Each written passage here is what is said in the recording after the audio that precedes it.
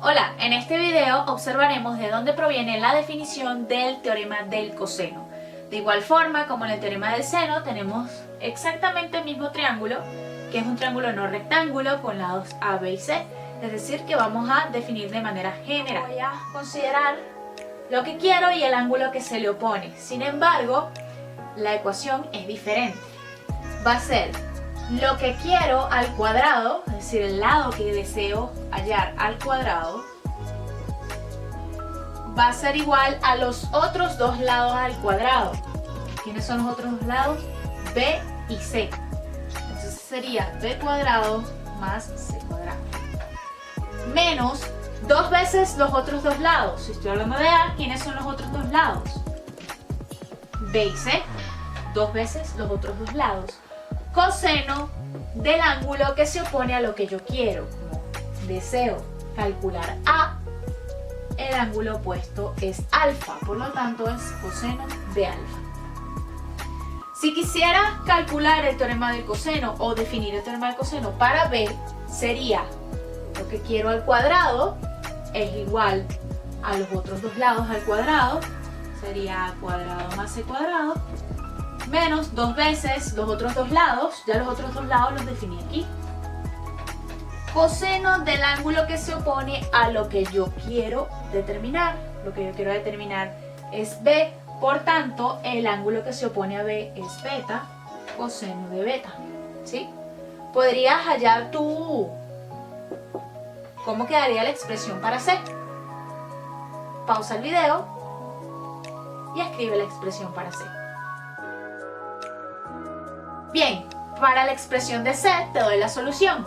Sería, si quiero C, sería C al cuadrado es igual a los otros dos lados al cuadrado. Los otros dos lados serían A y B, menos dos veces A y B, porque quiero determinar C, coseno del ángulo que se opone a C, que sería gamma. Estas son las definiciones para el teorema del coseno. Como siempre te voy a recordar, no memorices el teorema con las letras que te da el problema.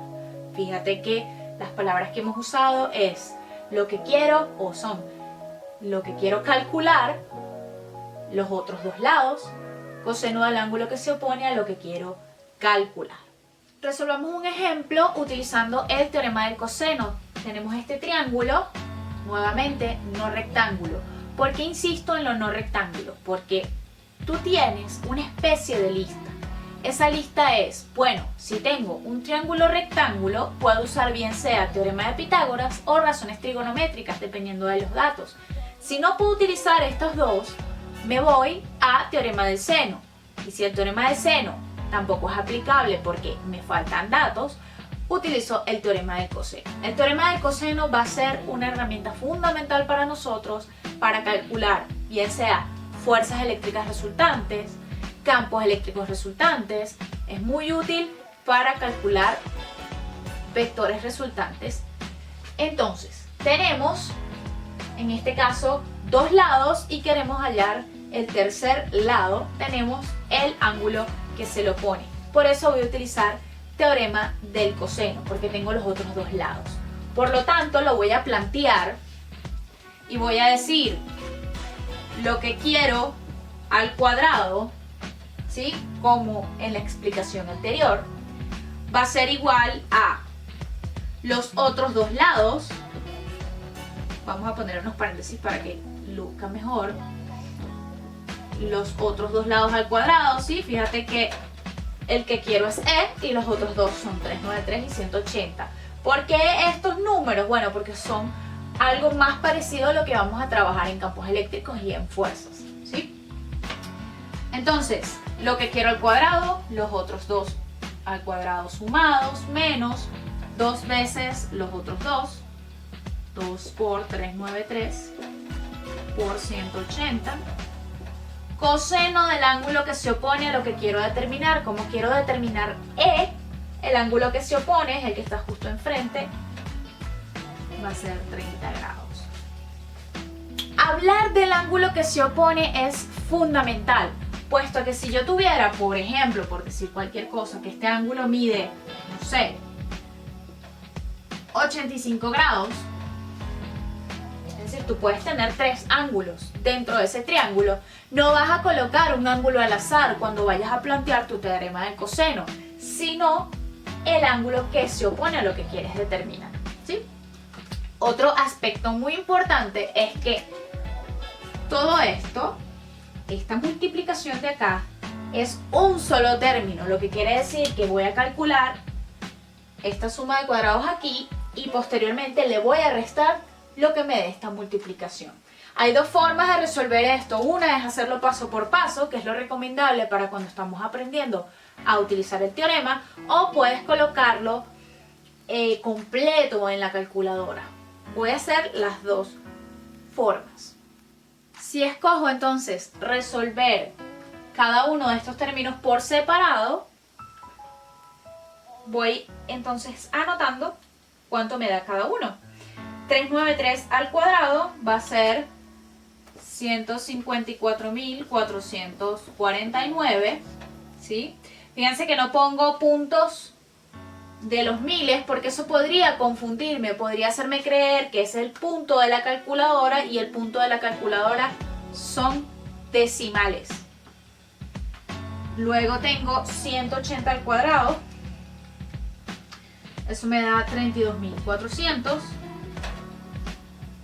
Y recuerdo que todo esto es una sola operación. Esto es 2 por 393 por 180 por coseno de 30 grados. Puedo poner en la calculadora directo 180 coseno de 30 grados. Ella va a asumir que esto es una multiplicación. O puedo poner el por, es indiferente. Entonces va a ser 2 por 393 por 180 coseno de 30 grados.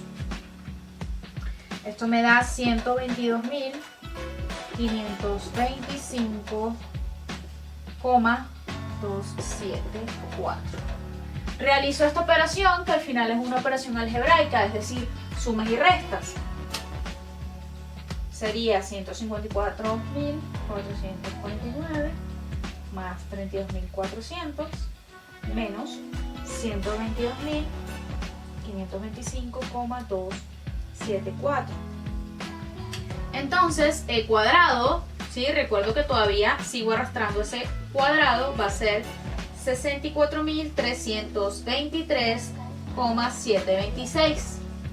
Para despejar entonces el cuadrado que tiene la e, lo paso como raíz para el otro lado de la igualdad. Entonces me queda raíz de 64.323,726, ¿sí? Y extraigo raíz de ese número,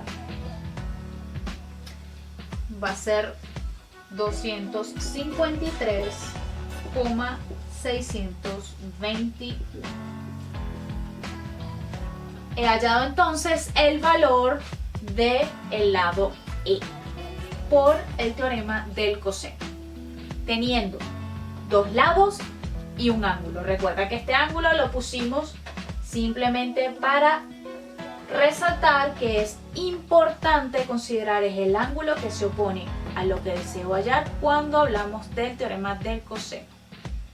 Bien, si quisiéramos determinar esa cuenta o ese cálculo por teorema del coseno y queremos introducir todo de una vez en la calculadora, ¿qué vamos a hacer?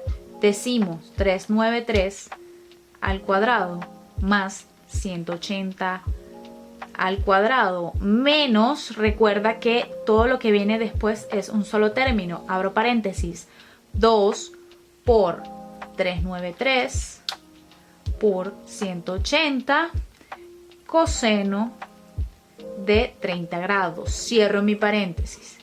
Igual, ahí obtengo el número sin haber extraído la raíz, es decir, esto es e cuadrado. Acabo de sacar la cuenta de lo que está dentro de la raíz, de la cantidad subradical. Para calcular la raíz le voy a dar a raíz de ans, es decir, answer. Le voy a sacar la raíz a esta respuesta, ¿sí? Y obtengo el resultado que obtuvimos haciéndolo paso por paso. Importante, puedes notar que extraigo la raíz al final, no al principio. Si lo hago al principio, me va a calcular solamente la raíz del primer número. Entonces resuelvo todo lo que está dentro de la raíz y posteriormente es que voy a calcular la raíz de la respuesta.